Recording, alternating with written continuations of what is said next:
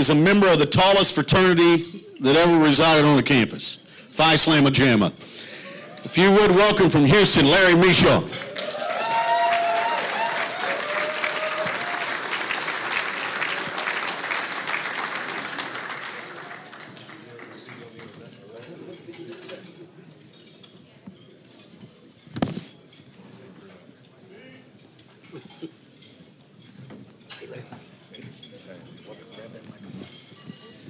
Thank you, Larry, for being here. Thank you.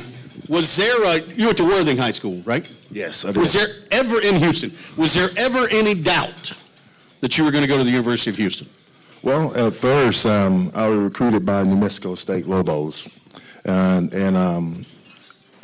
really thought I was going there until I played the McDonald Classic there in the Summit. And University of Houston was my second choice. And for some reason, my coach had came over, he said, "Did you know that New Mexico Lobos was being investigated?" And I said, "I didn't." And from then, I started looking at University of Houston, which was a great choice. Yeah, I was going to say, yeah, it ended up being a perfect decision. Oh yes. When you think back on those teams in the Phi Slamma Jamma era, when you guys would show up in an opponent's arena, when you guys would travel, I mean, what was that like? I mean, you were like rock stars, weren't you? Yes. Well, first thing we wanted to do was intimidate our opponent by warm-up. We had some of the guys that dunked the ball, like Clyde Drexler, Elijah Wan, and Benny Anders, and so on. And so we would try to intimidate them just by dunking the ball. And actually, we had their opponent, the fans.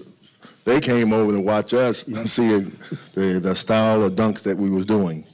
You had the reputation, speaking of intimidation, you had the nickname of Mr. Mean. What was that for? How did you get that original? Well, actually, it came from assistant coach Terry Kirkpatrick. He had a name for practically everybody on the team. And I was that aggressive player with that mean behavior on the floor. So that's how I came up with the name of Mr. Mean, and I carried on. What was the toughest place that you ever played in? I probably would say Arkansas, those Razorbacks. For some reason, when we go there, when we're trying to call plays or do anything like that, it was very distracting. I know you have the nickname Mr. Mean, but I have to ask you about the '83 National Championship game. Oh, Lord. I know. Don't take it out on me. Well, that was a heartbreaker. Yeah. That last second shot, it was definitely a heartbreaker. But as we move on with our life, it's nothing that we could do about it. So that was, I always looked at that was it was something for Jimmy V, because then after he didn't live long. So I think it was a blessing from God to do something for him at that particular time. When you get back together with your teammates, do y'all talk about that game at all? At times, but it's hurtful for us to do that. But like I say, we move on and try to don't look back. Speaking of that, you got a bunch of friends here today, don't you? Yes, Eric Dickens, Renato, and Reed Geddes. Yep. And thank you for supporting me. Yeah. Did you ever the attention that Clyde got, that Hakeem got, did you ever feel left out? Not really. I was the person on the team that done all the dirty work.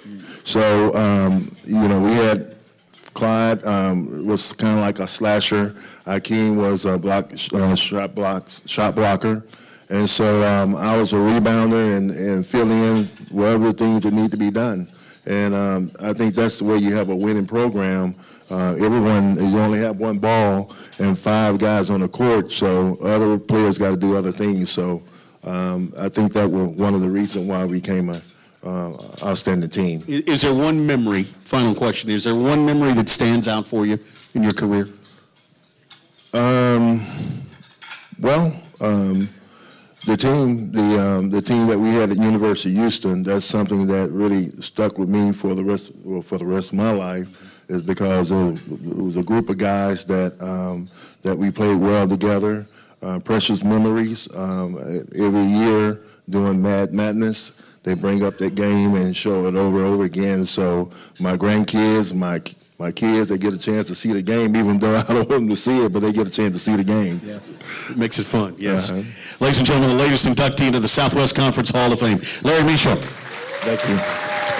And also, I like to give support to my parents. They both was 88 years old, and it's a blessing to me for them to be on earth. And then my wonderful wife and my Dr. Bertan and his family and others. Thank you for coming, and my kids, thank you for coming. Thank you, Larry.